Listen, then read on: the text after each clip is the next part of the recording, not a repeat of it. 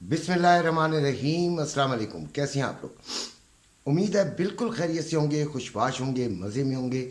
मेरे चैनल पे जो नए आए हैं उनको खुशामदीद।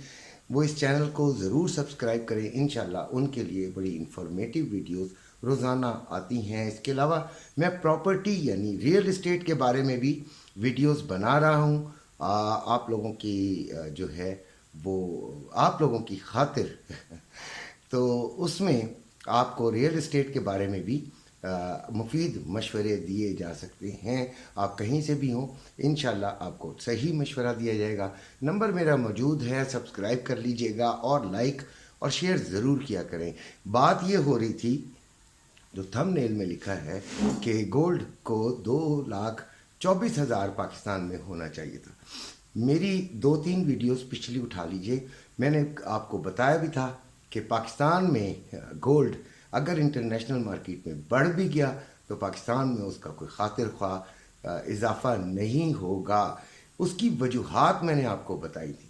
पाकिस्तान में देखें, जो आम अपना फिज़िकल गोल्ड की ट्रेडिंग होती है वो होती है बड़े ही लिमिटेड दायरे में। उनके अपने डायनामिक्स हैं, सप्लाई और डिमांड।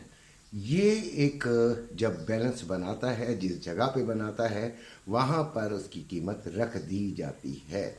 इसके अलावा कुछ मैनिपुलेशन भी होती है, कुछ चक्करबाजियाँ भी होती हैं। कुछ लोगों के पास सोना फंसा होता है, किसी के पास जो है जो कुछ नहीं लेना चाह रहे होते, यानी कि सेलर्स ज़्यादा होते हैं और बायर्स कम होते हैं, तो तब ऐसी सिचुएशन पैदा होती है। 2,24,000 पे होना चाहिए था, 2,21,100 पे इस वक्त चल रहा है। ऐसा इस वजह से है कि आपने बल्कि नोट भी किया होगा कि मार्केट में कैश की भी कमी आ गई होगी।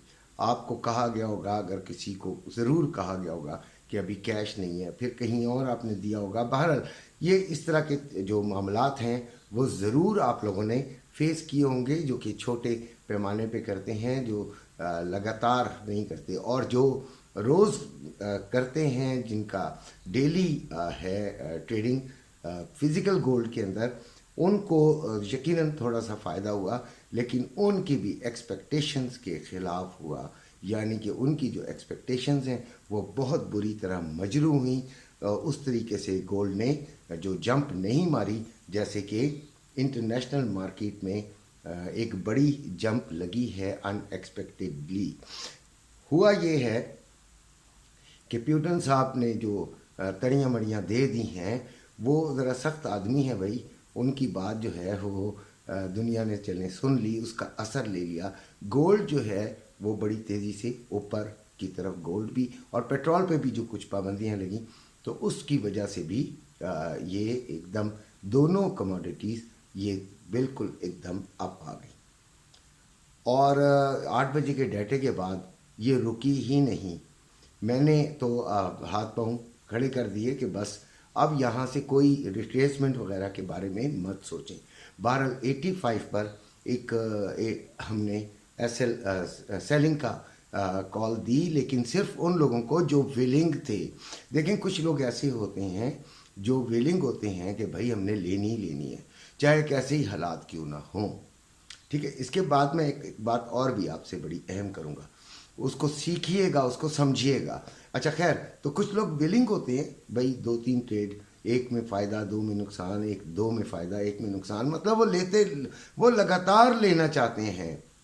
ठीक है, हमारे एक यूज़र ने, हमारे एक मेंबर ने मुझे एक मैसेज किया कि भाई मैंने ठीक ठाक फ़ायदा उठा लिया है, अभी मैं घुसना ही नहीं चाहता। तो बड़ी अच्छी बात की उसने, मुझे बड़ी पसंद आई। खैर, अब 85 पर जिन्होंने लिया हुआ है वो थोड़ा सा फ़ायदे के अंदर है। अब ये रिट्रेसमेंट होती है या नहीं होती, ये ख़तरनाक मोड़ पर खड़ा है। और एक और बात बता दूं, अपने हाईएस्ट जो रेट है, क्लोजिंग रेट है, इस पर है गोल्ड अपने हाईएस्ट क्लोजिंग रेट पर। यानी इससे पहले इस तरह का क्लोजिंग रेट नहीं आया है मार्केट का। यानी कल जो ओपनिंग होगी वो 82 से होगी यार। अब आप खुद अंदाज़ा कर लीजिएगा कि ये काफ़ी एक बड़ा और हाई रेट है। अगर ये ऊपर गया تو 2150 سے بھی اوپر چلا جائے گا اگلے ہفتے کے اندر، ٹھیک ہے. اور اگر یہ نیچے آیا تو پھر یہ 2040 اور 30 کے درمیان تک آ سکتا ہے. یہ تمام جو چیزیں ہیں ان کو دیکھ کر چلنا ہے. جن کی ٹریڈ لگی ہوئی ہے اللہ تعالیٰ انہیں فائدہ دے، ان کو نقصان سے بچائے. اب سوال یہ پیدا ہوتا ہے کہ آپ لوگوں میں سے کئی لوگ تنقید کریں گے کہ میں نے بائنگ کیوں نہیں دلوائی، بھائی میں سیلنگ.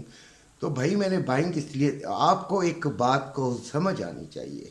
جب یہ 1957 سے اوپر چلا گیا، وہ میرا آخری ٹارگٹ تھا 57 اور 63، ادھر سے ہم نے لے لی تھی سیلنگ. جب یہ اس سے اوپر چلا گیا تو دیٹ مینس کہ میرا لیول جو بائنگ کا بھی تھا، بائنگ کا تو بہت نیچے سے لیول ہونا چاہیے نا، اتنے اوپر سے میں بائنگ میں نہیں کودوا سکتا تھا. لوگ کودے ہوں گے، لوگوں نے اس کے اندر، اس فلو کے اندر جمپ ضرور لگائی ہوگی، اور یہ ان کی اپنی ایک مرضی ہے کہ انہوں نے لگائی، ان کو فائدہ بھی ہوا ہوگا، یقیناً انہوں نے فائدہ اٹھایا. لیکن یہ بائی چانس کہلاتا ہے. اس کو کیا کہتے ہیں؟ By chance. یعنی کہ آپ نے کہہ دیا جی میری لک چل گئی، آپ کا عقل نہیں چلی یار. اگر آپ عقل کے اعتبار سے کریں تو وہاں پہ کہیں پہ بھی بائنگ نہیں بنتی تھی. 52 سے اوپر بائنگ کسی جگہ نہیں بنتی تھی. آپ عقل کریں تو ابھی آپ کو خود سمجھ آ جائے گی، ٹھیک ہے. اور 47 پہ بھی نہیں. اگر دیکھیں ڈیٹا اس کے مخالف آ جاتا اور سرکمسٹانسز بالکل سموتھ ہوتے تو یہ تو 30s میں جا رہی تھی، اس وقت کون ذمہ دار ہوتا؟ تو اس لیے ذرا تھوڑا سا سوچ سمجھ کے، تھوڑی سی عقل کر کے بات کریں کہ بھائی ہم نے بائنگ میں کیوں نہیں بیٹھے. یہ تو ہوتا ہے کہ بھائی ایک جس دن مارکیٹ اوپر چلی گئی آپ نے کہہ دیا بائنگ میں کیوں نہیں بیٹھے، جس دن مارکیٹ نیچے آ گئی اس دن آپ نے کہہ دیا سیلنگ میں کیوں نہیں بیٹھے.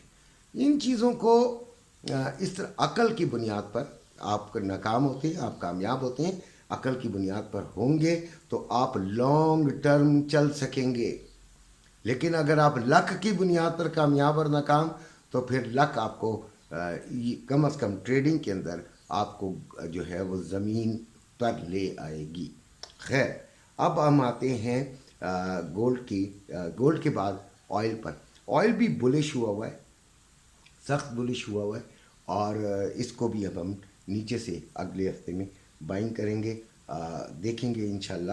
اور 82.50 تک تو اس کا جانے کا امکان بہرحال موجود ہے، اور نیچے کی طرف یہ پھر 75.5 تک اس کا آنے کا امکان بھی موجود ہے.